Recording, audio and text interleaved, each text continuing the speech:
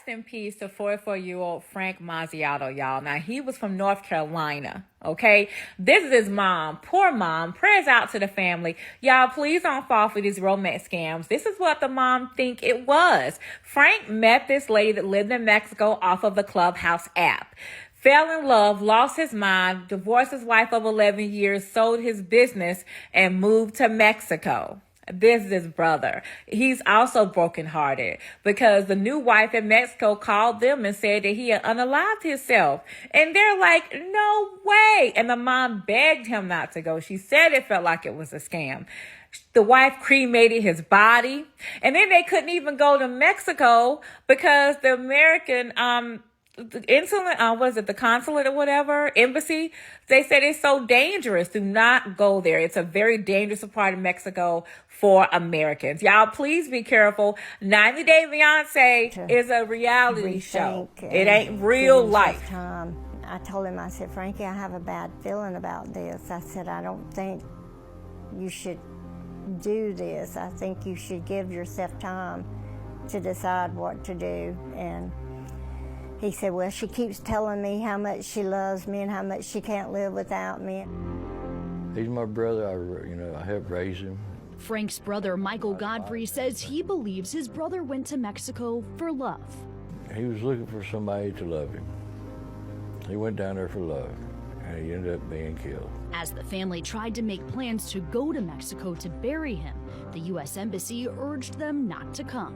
It was just way too dangerous for Americans to come there now because a lot of Americans were missing at this point. The U.S. State Department classifies the area where Frank died as a do-not-travel-to place, citing crime and kidnapping risks. I would have went there if I could have, but they told us not to. Not only could the family not go to Mexico, they learned Frank's body had already been cremated, despite a law that should have prevented exactly that. It's just something that I feel like I've been in a nightmare. I just can't believe it. The details of Frank's death continue to prove difficult to track down. The U.S. consulate in Matamoros reports the prosecutor's office in Mexico concluded his death was a suicide. They cite findings of chemicals on his right hand showing it had been used to discharge a firearm and an entrance wound on the right side of his head. However, the consular report of death abroad lists Frank's death as an accidental or violent death. I mean, it was horrible to try to look at those pictures that I saw of him, but the way the blood splatters and all that, there's no way he killed himself. That was the hardest thing I've ever done, is look at my son like that. I think he was led to believe something that wasn't really true to the heart. While the mystery into how he died may never be solved, the family believes Frank is the victim of a romance scam. They hope Frank's story is a reminder to be cautious of who you meet online. It's a type of scam that the U.S. State Department told me is prevalent in Mexico.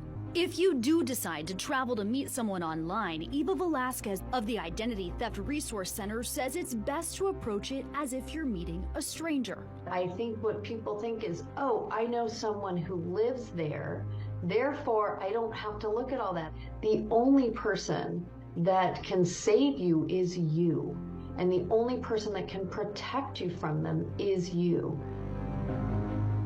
Louise hopes other parents will remind their kids about who they can trust.